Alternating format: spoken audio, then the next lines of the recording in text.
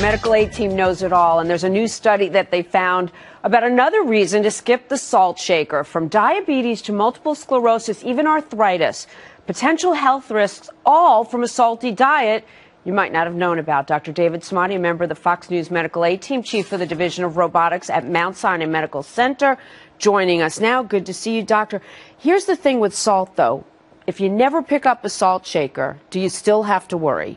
It's actually an excellent question, because 77% of our salt is hidden in our food, and it doesn't come straight from the salt shaker.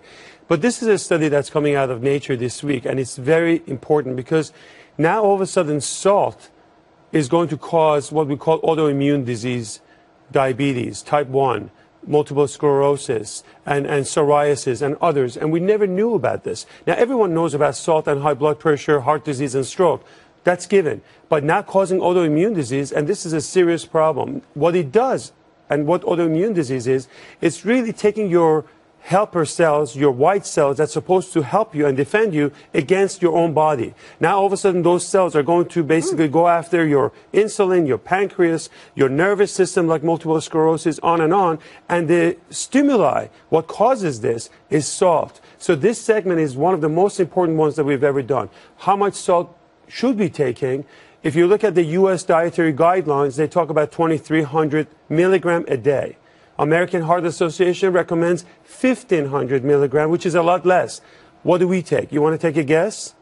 3,400 milligram of salt a day, about 2 teaspoonful, and that's a lot of salt. I was just thinking 3 slices of the turkey that I eat, that I buy at the grocery store, it says it has maybe 700 milligrams of salt. I'm not going to give a brand name, but everything seems to have so much salt, even bread. Your point is well taken. And there are a lot of food that has salt that you don't even think about it, including a lot of sweet foods like pancakes, cereal. We have a whole list. For example, the top on the list is bread. You wouldn't think that you would get so much salt from it. Processed meat, cold cuts, all of these meats, they have tons and tons of salt in them.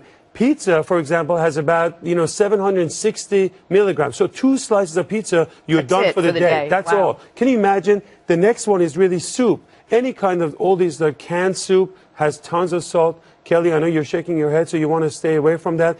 All these chicken nuggets, etc., has tons of salt, and you don't think about it. Now, besides the list that we added over here, I also found a lot of other things. Cheerios, and without, the Kellogg's brand, pancakes. I take a lot of low-fat cottage cheese.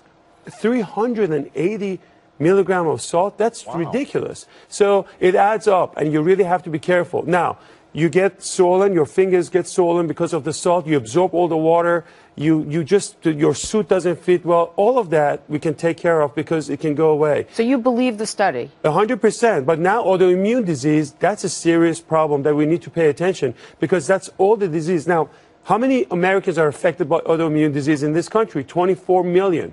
And that could be the reason why we have so much obesity, heart disease, and many other autoimmune diseases. We have about 80 of them. I was surprised of the psoriasis connection. You wouldn't think a skin disorder would be tied to salt or inflammation. So that's the reason why I love this study, because if you really pay attention, you're going to put a lot of this food on the side, or you're going to think about what you're going to put in your mouth.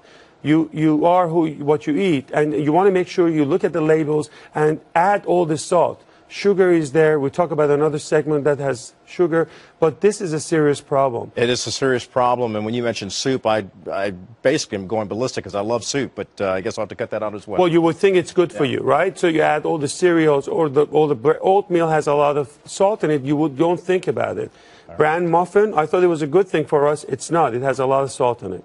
So everything in moderation. Put our thinking caps on, people. I would pay, we used to say that. Now I would say look at the labels and add up the amount of salt you're getting. It's scary. And join us for Sunday House Call tomorrow morning, 10:30 a.m. A lot more medical stories. Dr. Samadi, thank you very much. Thank you. We have a lot of great topics coming up tomorrow.